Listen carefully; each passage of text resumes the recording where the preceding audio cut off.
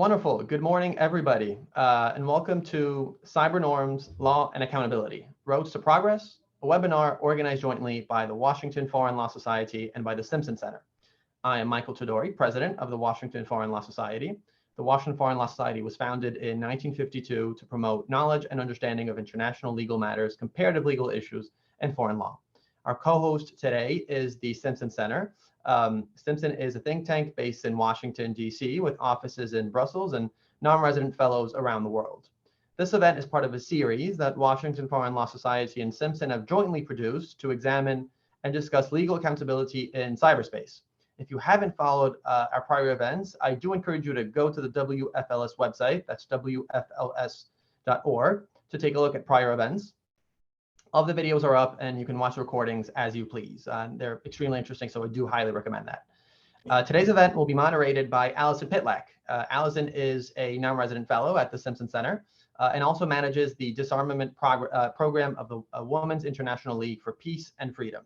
She has worked within international civil society movements on issues of international security for nearly 15 years. A couple of housekeeping notes before I let Allison introduce our distinguished panelists for today. Participants are muted throughout the webinar, but you will be able to communicate with us and with the panelists via the Q&A section at the bottom of your screen. Please send any questions to the panelists that you may have using the Q&A box, not the chat box. Please use the Q&A box. It's just easier to monitor, and we'll get to the questions at the end of the session. As a reminder to everybody, the session will be recorded, and we'll make the recording available on the website after this event. And finally, don't forget to follow the Washington Foreign Law Society on Twitter. Our handle is @WFLS1952 and LinkedIn, and we post all of our events on our social media as well. One final note, do please consider becoming a member of the society. There are discounted rates for students in government and nonprofit employees, and I'll be putting the link in the chat before we start. Allison, the floor is now yours. Great. Thank you so much, Michael. And thanks to everyone who has had a hand in planning today's webinar, to our two guests, and of course, to all of you who are tuning in. I think at this point, it goes without saying that the international community and system is in a time of upheaval and transition. The multiple knock-on effects of first the COVID-19 pandemic, which is not really yet over, and the Russian war in Ukraine are posing unique challenges and threats. And throughout the last 2.5 years, as our dependence on digital technologies and ICTs has increased dramatically, we've also seen the role, scale, and impact of harmful cyber operations ramping up. And by cyber operations, I'm really referring to the full basket and the full spectrum of operations, ranging from ransomware and other new forms of malware to disinformation, misinformation, online gender-based violence, cybercrime, and the targeting of humanitarian actors.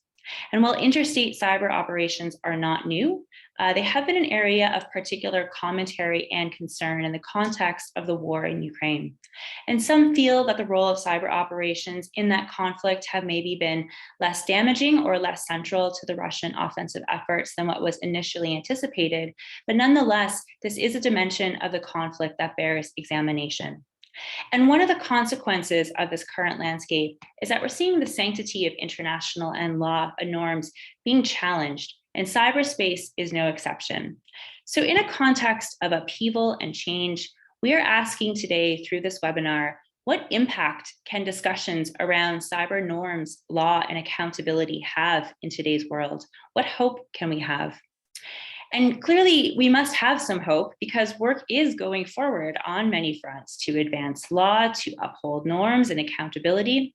For example, there are efforts in the UN to better support the implementation of the existing cyber norms, as well as to develop a new cyber crime treaty, as well as state-led initiatives to counter ransomware. And there have also recently been some very direct and explicit statements of attribution coming from states and groups of states. So today in this webinar, we're going to hear more about some of these initiatives from our two very distinguished panelists, and more broadly discuss what are the prospects for improving accountability or upholding law and norms. And one of the primary motivations behind this joint webinar series is a broader interest from the Stimson Center in this topic of cyber accountability. We are in the midst of developing a new initiative to look at how accountability has worked in other international risk areas and take lessons from them.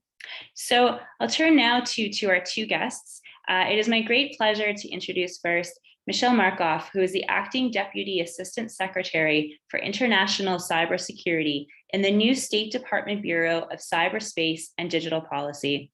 Since 1998, Ms. Markoff has been the Senior State Department subject matter expert overseeing the development and implementation of foreign policy initiatives on cyberspace issues. She has been the United States lead at the United Nations for 6 successive groups of governmental experts, or GGEs, which I'm sure we'll hear more about, as well as in the open-ended working groups.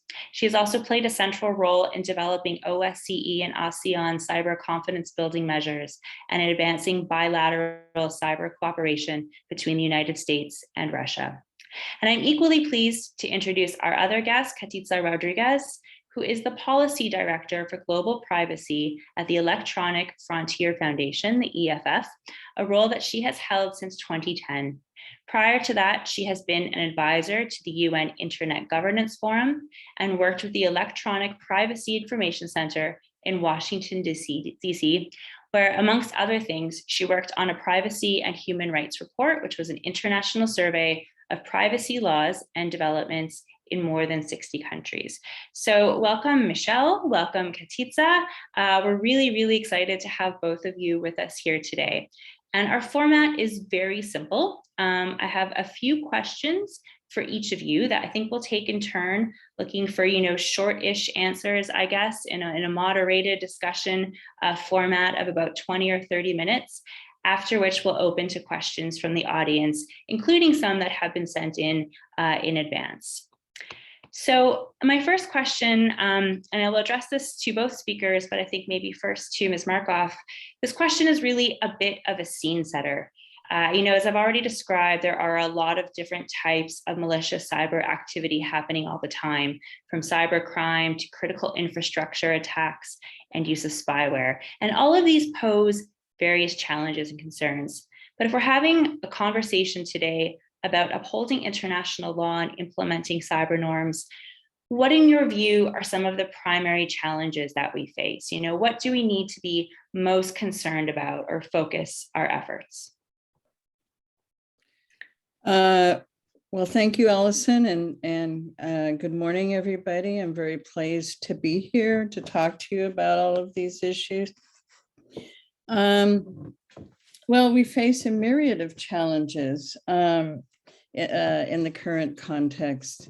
The fact of the matter is information technology is revolutionary in its development, and it is applicable across the spectrum of violence, from the least disruptive to the potentially the most destructive. And I think what has happened over the last decade is that because it is a technology that can be developed by anyone, it's not owned by governments, there are many nefarious and malicious applications that can be put to, from state use to non-state use, criminal use, and all sorts of things, as well as its beneficial purposes. So the challenge, of course, is and has been coming up with a framework in which to deal with it, because, of course, we are very familiar with weapons of mass destruction and things like that, which over the years we've arrived at kind of a zero tolerance of use. So we have agreements that ban chemical weapons, that ban biological weapons, and that have sought to reduce the numbers of nuclear weapons. But in the case of information technology, there is the great challenge there, again, is that it It's not simply a dual-use technology, it's a gazillion-use technology. And it can be developed by anybody, as I said, and used by anybody. So the question that I look at in my job is, how do nations, states, work with one another in order to reduce risk and try to manage these various threats. Thank you. And Katiza, same question to you. Where do you feel we should focus our efforts? So I think that it's important when we are discussing these issues to try to separate cybercrime with cybersecurity or other foreign policy issues, because the laws, the legal instruments to solve certain problems can vary depending on exactly the policy issue. So for me, when we talk about cybercrime, I'm talking about the application of criminal law, the application of the criminal justice system. And there are treaties already existing to regulate cybercrimes. And just now, the UN is actually negotiating a treaty on the issue of cybercrime too. In this context of cybercrime, we have a lot of issues also related to the powers that law enforcement should have for the collection and sharing of digital evidence to investigate, prosecute, or sometimes prevent crimes. However, when we talk about cybersecurity, that refers for me to another policy matter related to more about issues related to vulnerability and the security of infrastructure to make sure that our securities and our devices are secure. It also includes things related to vulnerability research or disclosure, or also sharing cybersecurity incidents among states or private sector. Cybersecurity also relates to things about state-to-state attacks. And there are other UN meetings or UN policy processes that are dealing with these issues. Sometimes these topics can be mixed together. Sometimes, some state can criminally prosecute agents of another states, and sometimes they will do some attacks, some spywares that could spill over on individual persons, citizens. And while it could be a state-to-state problem or conflict, it may spill over in individuals. But for my purpose on this conference, I would like to focus on cybercrime, because in cybercrime, there are challenges, and not only challenges related to the prosecuting of crimes, especially across borders, especially with the internet, just because now what is a crime in one country not necessarily is a crime in another country.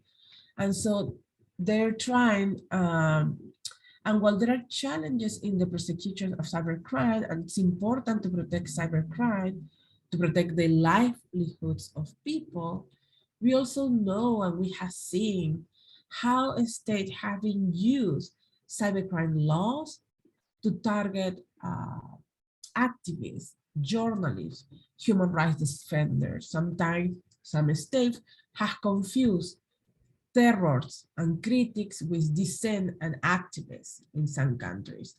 And that's problematic.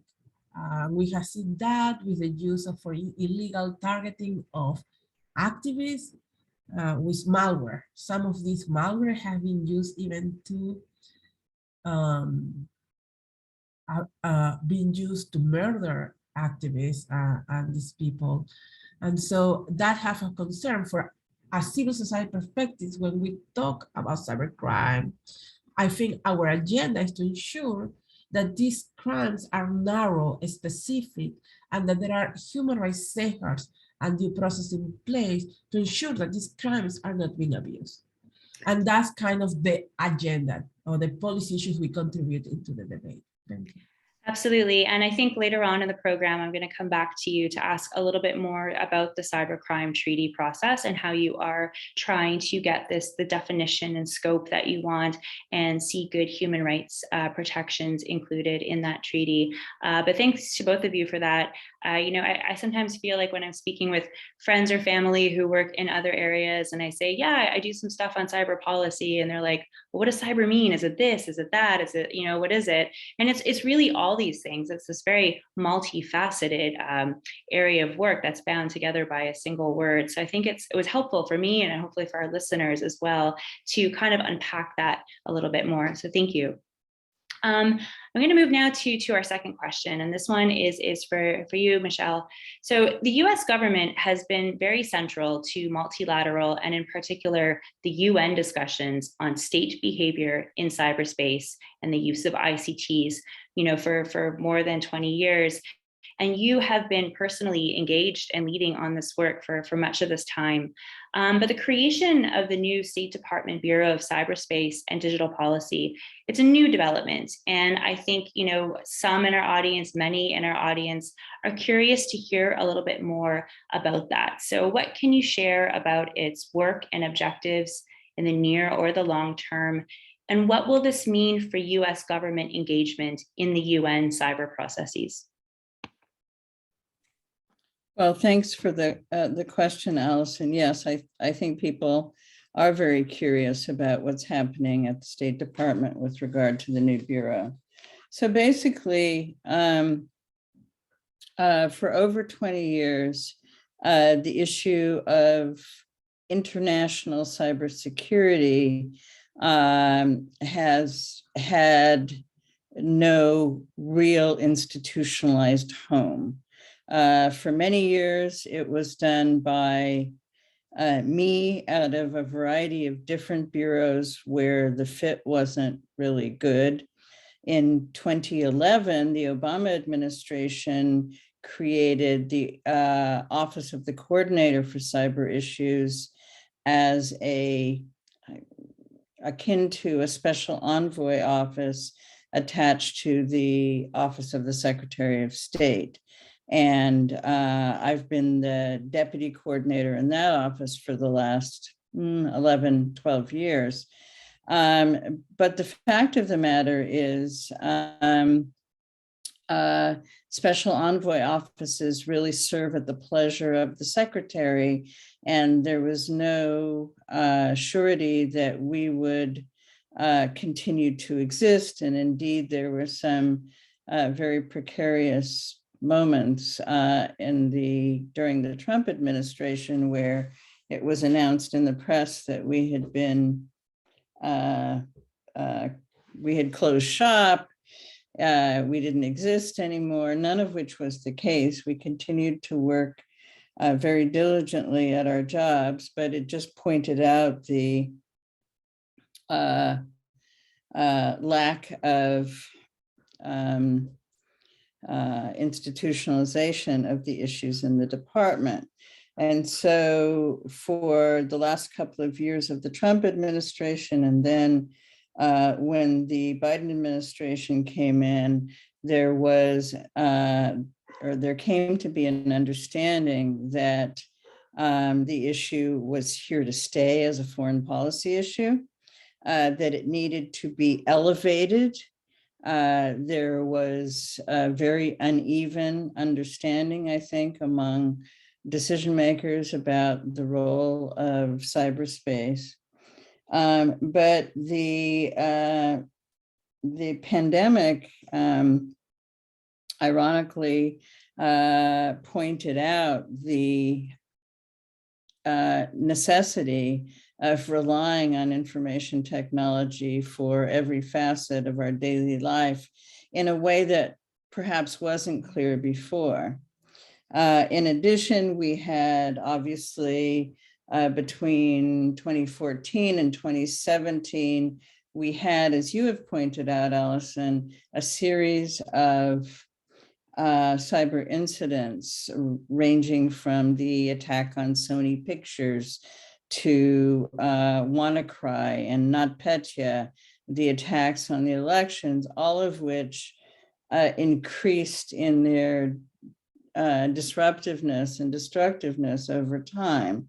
And so I think it simply pointed out the need to develop a cadre of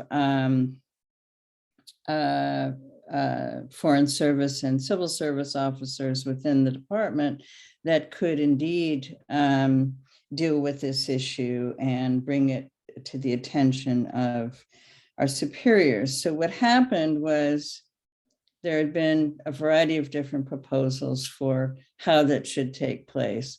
But in the final analysis, this office that I was in, the office of the coordinator, was combined with an office from the Economic Bureau that dealt with digital issues, telecommunications, 5G, Open RAN, submarine cables, all the hardware and software and private sector relationships that make up the other part of the issue.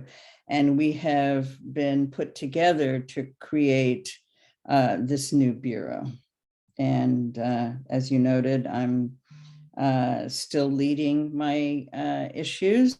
I don't think that there is any intention of changing our strategic objectives or our trajectory at all. I think it is a way of trying to find synergies among somewhat like types of issues. In addition, the Bureau also has included a small unit of dealing with human rights issues, normally taken up by the Bureau of Democracy and Human Rights. There is a small group of people who will try to infuse all of our efforts with full consciousness of human rights issues. Well, that's great to hear, and thank you very much for outlining that in such detail. I try to follow these things closely, and I know others in the audience do as well. But it's sometimes hard to grasp the full landscape from the outside. So thank you. That was good. Katiza, I'm going to come back over to you now, and maybe it's time that we dive into hearing a little bit more about this UN cybercrime treaty process, which I understand talks are underway this week in Vienna. Yeah, okay.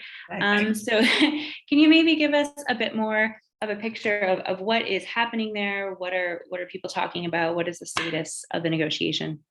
Okay. Well, let's start. There's an ad hoc committee. It's called the ad hoc committee, the UN ad hoc committee to elaborate a comprehensive international convention on countering ICTs for criminal purposes, and that's the name. And it will deal with two policy areas on the cyber issues. It's focused on the, that's up to debate, but it will focus on substantive criminal provisions and on collection and sharing of digital evidence. And as we speak, as you said, the 2-week sessions are started just yesterday, and it's going to be held for the next 2 weeks. And it's expected that the treaty negotiation will last until 2024. So this is going to be ongoing. The meetings are very intensive. Negotiators are meeting every 2 months, either in Vienna or in New York. And I'm happy to report that civil society have been welcome to participate in the talks at this UN ad hoc committee, which is very rare in the context of criminal matters. So I will say that anyone who applied in the moment that this announcement were made were able to and were allowed to participate in the meeting. The first session was only, civil society was only able to participate remotely. However, in the second session, many of us have been able to participate in Vienna, in the meetings in situ, despite COVID, obviously. And so that's a really good progress in terms of multi-stakeholder participation. We still have to see whether we will have access to the documents, the different red lines, but so far, that's what we have seen. We will see more about multi-stakeholder engagement in the next 2 weeks. But is this treaty only about cybercrime? And I think I want to bring back the discussion we were having about, all the cyber issues. Well, it's true that it's a big umbrella and deal with many issues. When it comes to find a specific policy and legal responses, it's important to unpack it, because the consequence of putting all together can be detrimental for human rights, so to the scope of oversight and accountability that we can see in this context. So, and this is reflected in the UN Treaty. So some states, for instance, are not only looking to focus on the criminal justice system, but they are trying also to bring issues of cyber warfare, national security, and other issues.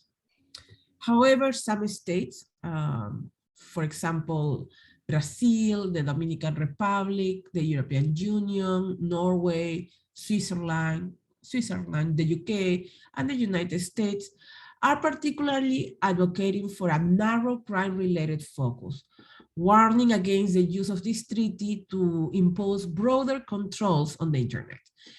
At the global level, we have other policy coordinations like the IETF, ICANN, and other the Internet Governance Forum. And there have been some attempts by some states to try to take control of these multi-stakeholder bodies. And that have proved in the past controversial. Other states, for instance, are also cautioning about including in the treaty things related to cybersecurity, national security, or cyber warfare. Also about acts of war in the cyberspace.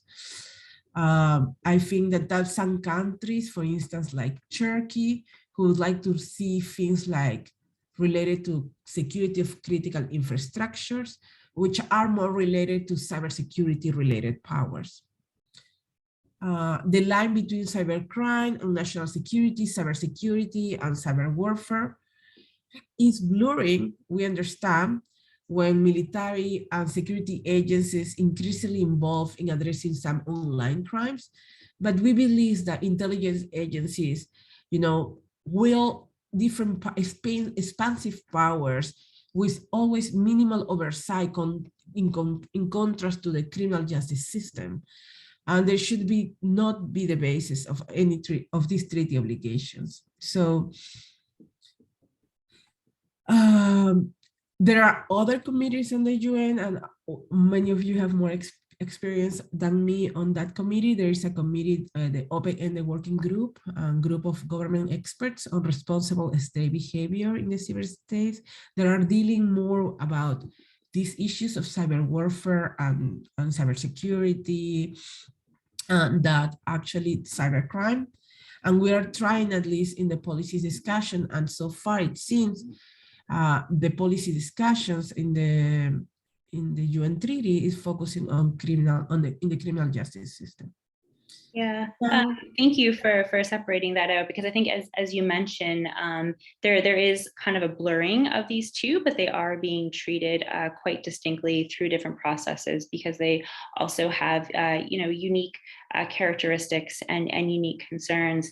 And it occurred to me that we probably should have done a bit of justice in maybe explaining a little bit more about those latter two processes that you just mentioned, the groups of governmental experts, and now the open-ended working group on ICTs. Both of these were developed also at the UN General Assembly, but through its first committee, which normally deals with issues of international security and disarmament. The cybercrime treaty process has come out of General Assembly's third committee on human rights. And maybe, Michelle, I might just come back to you because I can't think of anyone who can explain the UN framework better.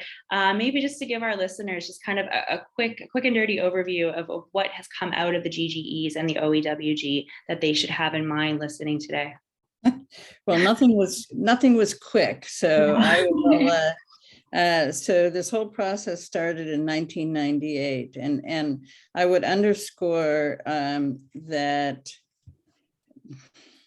we might describe these things in neutral terms, but these were always battles between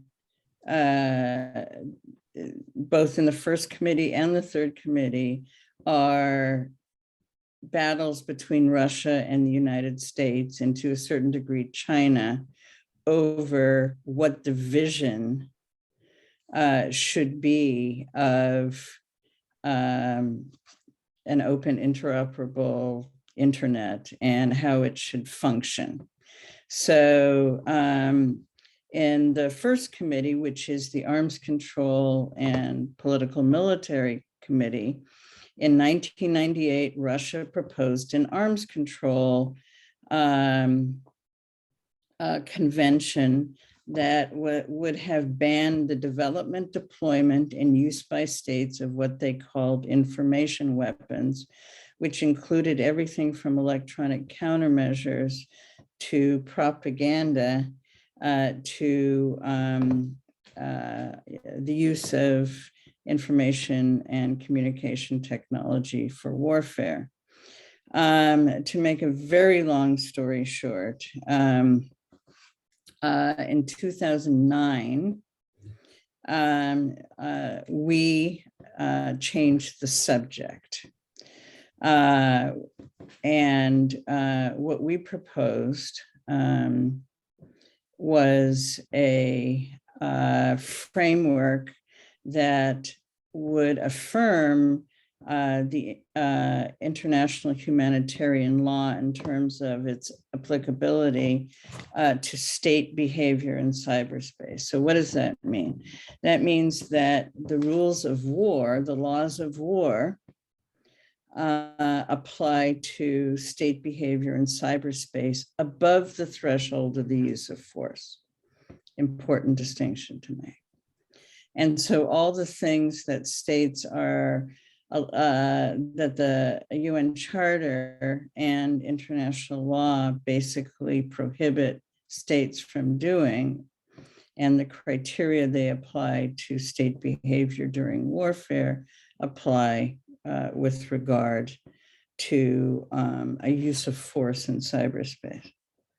The other thing we did was say that because it's a technology that has no external observables, that isn't used by state or created by states uniquely, and can be used across a spectrum of violence. We needed what we came to call confidence building measures during the Cold War. That is, these are measures that are voluntary, that can, I always describe them as having three different types. One is transparency measures, where you begin to declare through doctrine or publication your intentions. And that's important when you can't see the technology you're trying to combat. The second level is collaborative activities. You do this and I'll do that. And the third would be measures of restraint, where you agree voluntarily to refrain from doing things. And because cyber incidents happen at great speed, we considered it necessary to develop lines of communication that would allow prevention of any miscalculation in cyberspace. And then later on, and these things were all discussed in these groups of governmental experts starting in 2009. And then in 2015, we added another category of normative statements. Again, voluntary and non-binding. So this does not constitute law yet. So we were confronted with the issue that most of the disruptive and destructive activities in states in cyberspace did not breach the threshold of the use of force. And the question was raised actually by one of my Chinese counterparts: what are the rules that prevail there? Because international law really provides only for countermeasures or retortion below the threshold of the use of force. There were no particular standards of behavior. And so we in the US convened a lawyers group, an interagency lawyers group. And over the course of 2 years, we came up with some normative statements that we wanted UN member states to support. And the first was that states should not attack critical infrastructures that provide services to the public. The second was that states should not attack CERTs, computer emergency response teams, that remediate incidents that provide services to the public. And the third, I call the due diligence norm, since the US does not observe due diligence as a legal concept. And that is the notion that if there is an incident or an attack emanating from your territory, you should be prepared to deal diplomatically with the victim or the target of that attack and try to resolve things.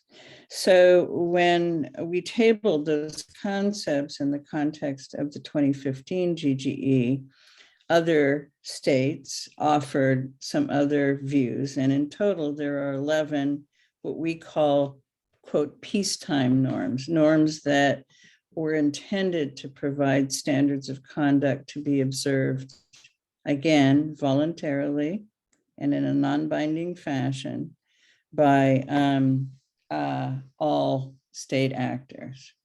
So that has become to be called the framework of responsible state behavior.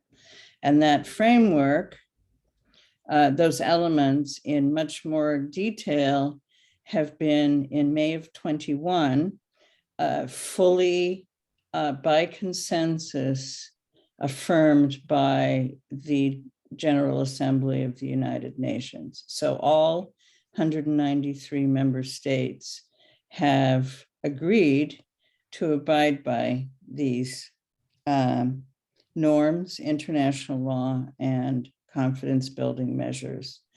And the 2021 group of GGE report, the last report, has a great deal of detail and provides a roadmap for how states should view and understand each of these norms, as well as the entire international legal framework. And also it called for an appendix, an annex, an accompanying document which allowed all states voluntarily to provide their views of how international law applies to cyberspace. And I believe that there are a sizable number of those statements in there, including one by the United States. Great. Thank you for outlining that in so much detail. I think it's rare to be able to take also that important look back to how the GGE started and what some of the key conceptual debates were at that time, and then to draw a line and see how far the dialogue has gone to today. But that's also a great buildup, I guess, to my last planned question, and then we'll turn to the Q&As from the audience, many of which we're seeing coming through now and others that were sent in earlier. But my final question, and this again will be to both of our speakers, is we have this framework that was just outlined and explained to us, which includes the recognition of the applicability of existing international law. It includes a set of voluntary norms. We have a cybercrime treaty process underway. There was a question in the chat that also acknowledged the existing Budapest Convention. So given all of these frameworks, mechanisms, recognitions, do you feel there is an accountability gap right now with state behavior in cyberspace? And this question is open to both guests. Well, accountability gap. The answer is there's an accountability gap with regard to international law with respect to what Russia is doing to Ukraine. The question that needs to be asked, of course, is how relevant is international law if malicious actors don't abide by it? And that's a good question. My answer to that is what we have done in cyberspace and what the UN Charter does for the world is to create a standard of behavior for all of us good guys. Because without a standard of behavior that the framework represents in cyberspace, for example, you don't know when somebody is transgressing, when somebody is crossing the threshold of acceptable behavior. And it allows well-meaning and responsible states to decide how they will respond or behave. And in that case, when you're looking for accountability, it has clearly begun to require that we develop, the good guys develop a way of imposing accountability on the malicious state. So you mentioned in your opening, that it has become more and more frequent that states stand up as a group or a coalition and attribute identity to the perpetrators of bad acts in cyberspace and call them out as a group. Well, that is no accident. That is an effort that came out of the lessons that we learned when asked the same question. You can wave a piece of paper with norms on it in front of Russia and or China or DPRK or Iran, and that doesn't do anything. What do you do about it? And so what we did was develop what we call a coalition of the willing on basically a cyber deterrence initiative that invites responsible states who observe the framework of responsible state behavior to stand together and, where possible, attribute identity to malicious actors and malicious acts. And we just had one recently, a week ago, on the Viasat attack by Russia, and call them out and then consider whether there are consequences, non-forcible, below the threshold consequences we can impose, either often in the form of sanctions or indictments of specific perpetrators and other things. And the purpose of standing up together is to counter any effort by the malicious actor to try to escalate or do a tit for tat, because it's a very difficult for a malicious actor to decide which of the 40 states who are standing up and denouncing them who they are going to try to attack when we're all standing together. Good answer. Thank you.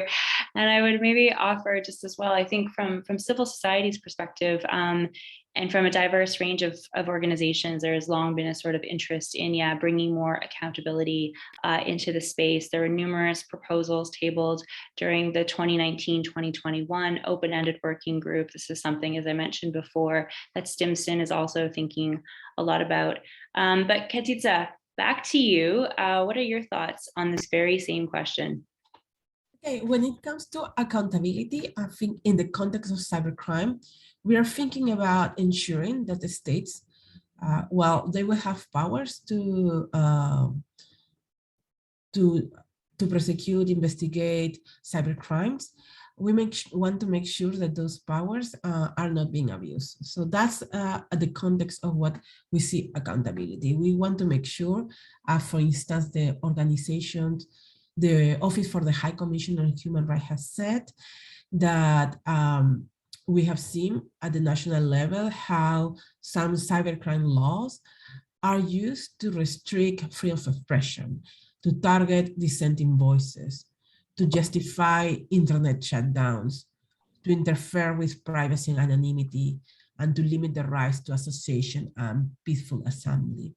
And that's why we are concerned. We are concerned to ensure that the scope of the treaty is narrow and that is written in a way that is precise.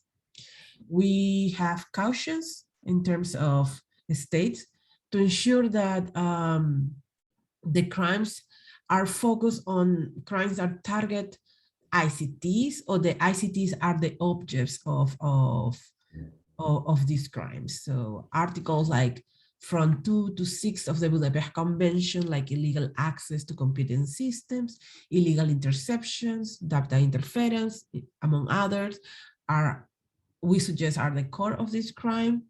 But we have seen some other states want to deal with a more broader set of crimes, like that will involve content-related crimes and that are problematic from a civil society perspective. So when we come to we want to make sure that these crimes are narrow and precise, and that any surveillance powers that will come in this treaty are also precise and narrow and will allow for investigation of crime, but they will go vis-a-vis with human rights safeguards.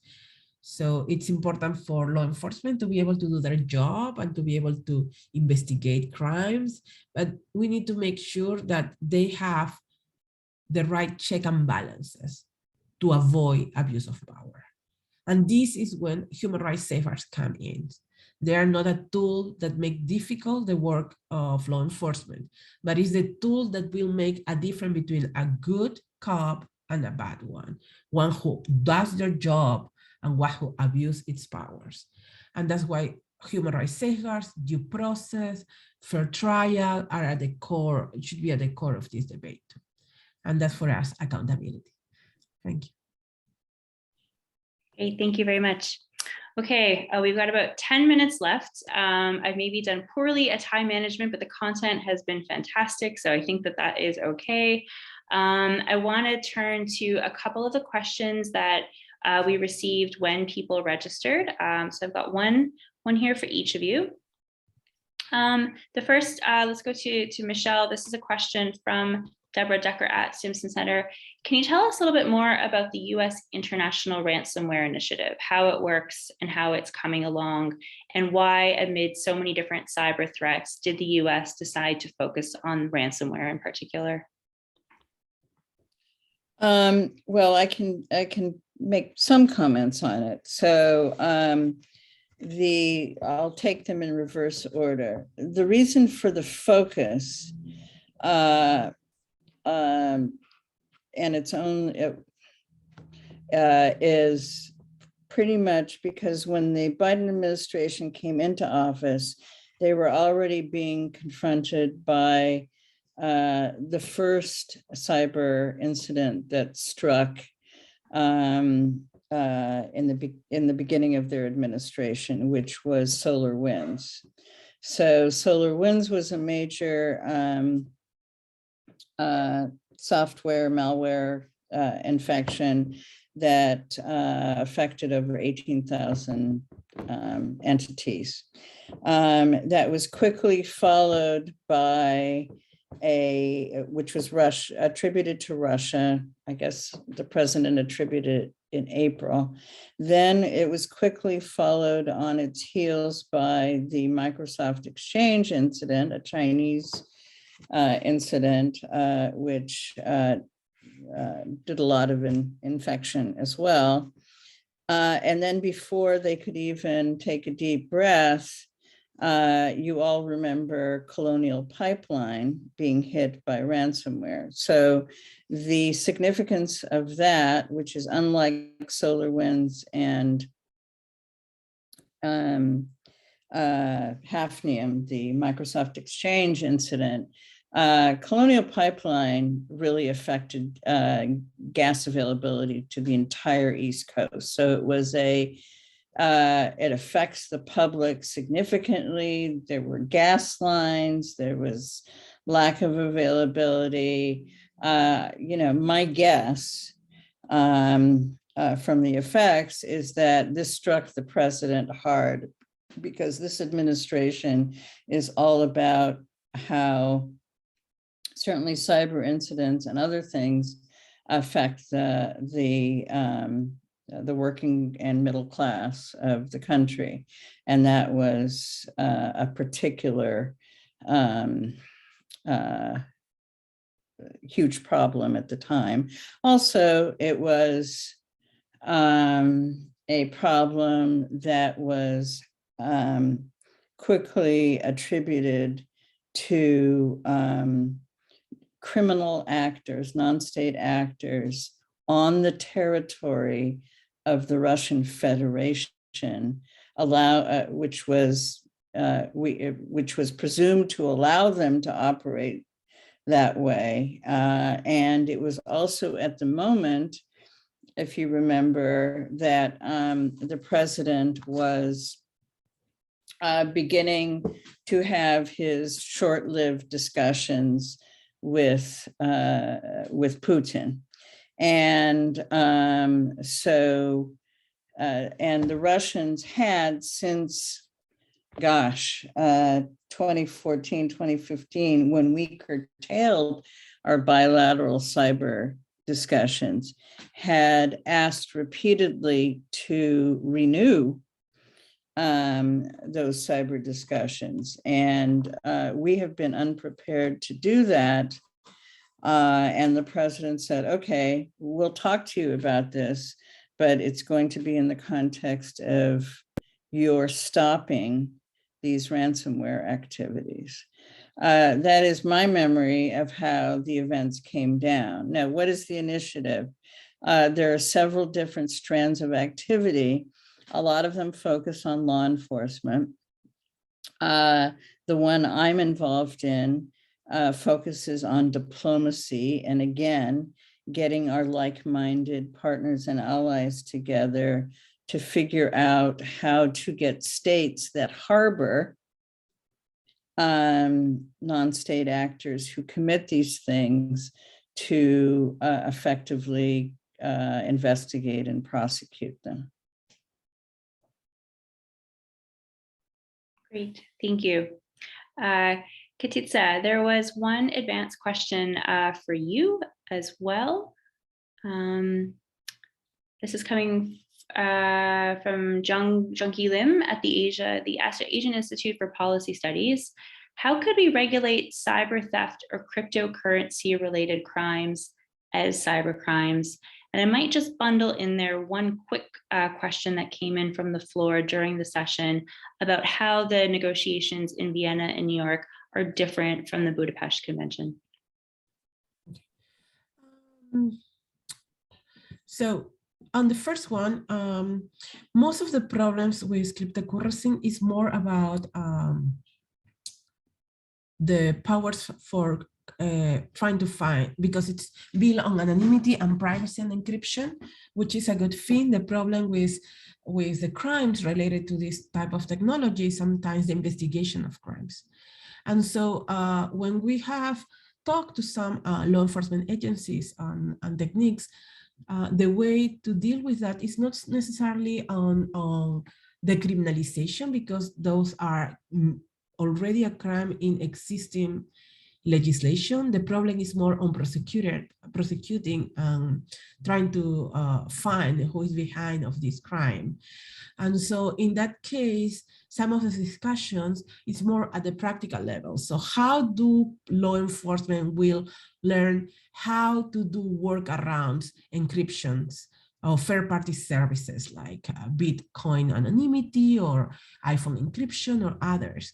And they're having many techniques in the law enforcement community about how to deal with these issues, from man-in-the-middle attacks to IT intrusions, connecting metadata dots between known targets and communications patterns. They're having a lot of studies, but the problem is that requires a lot of knowledge, and it's not easier. And so I think that there needs to fund educations. It's not that I'm calling for that. I think that's complicated for us. We will protect and fight encryption and anonymity, but we need to make sure that we are not criminalizing or creating crimes that will actually affect technology that is being used by everyone to try to catch a few ones. And that really what it's here at the core is trying to prosecute these crimes, how they find the evidence, which technical workarounds can be implemented to try to catch the criminal. So I will say that. Please, can you repeat the second question? Well, there's just a quick question in the chat today that I thought I would bundle into this. Is just how the current cybercrime treaty negotiations are different than the existing Budapest Convention. If you have just a quick word on that. Okay, so actually both deal with substantive, like the Budapest deal with the substantive criminal provisions and surveillance powers, and there is a new protocol on law enforcement access to data across border. So far, it seems it could be similar, but just different countries. One is more broader and one is narrow countries, what's at the UN and what's the Council of Europe. In the Council of Europe, civil society didn't have an active participation and it was close to civil society, while the UN is open to civil society and multi-stakeholder participation. In terms of the substance, we have to see, there are threats, in both treaties. And it will take me a lot of time to be fair to each of them. But right now we are focusing on the UN, that's why my focus is, and we're worried about the scope of the treaty and what are the type of criminalizations that will be included and the type of police powers that will be included. So far, by reviewing the statements in the tweet, I will say the powers are narrowed. They are more narrow. They are they are much more closer to the 2000 Budapest Convention than the protocol. But there are some countries that are pushing for similar powers that are in the second additional protocol to the Budapest Convention. But so far, it's not the majority. The discussion about this topic will be held next week, and I will be able to give a fair assessment after that. Thank you. Great. Thank you. So maybe we should have another webinar in about 2 weeks' time to see what happened. I'm going to have to wrap things up here, but I'm starting to think my biggest takeaway is that we should have budgeted more time for this conversation. There have been some really interesting questions coming through, including around, where cyber espionage fits in, legal attribution, the proposed program of action on state behavior in cyberspace that I'm sorry we did not have time to get to today. I came into this conversation, and maybe what I'm about to say is a little naive or optimistic, but I came in, feeling a bit, unsure about the prospects for cyber accountability in this current landscape. But I'm coming out of it feeling a little more encouraged, wondering if maybe actually current and recent events are propelling action in this direction in a way that just wasn't happening before. So that's one kind of takeaway from me. I also want to mention that this, as you know, this has been recorded and it will be made available after the fact, along with different resources that both of our guests have provided, relevant reading material, etc. So Michael, I will hand it back to you. Thank you so much, Allison, for this, for excellently moderating this terrific conversation. And thank you, Acting Deputy Assistant Secretary Michelle Markoff and Katitza Rodriguez. This has been a remarkable conversation. And if by nothing else, we can gauge interest by the number of questions we received that unfortunately won't be all addressed. And if you think that some of the questions would warrant another program, by all means, let us know. And we're always open to program ideas from our guests and members. Until then, have a great rest of your day. Thank you so much to the panelists and to Allison once again for moderating the conversation. Have a great rest of the day, everybody. Thank you. Thank you.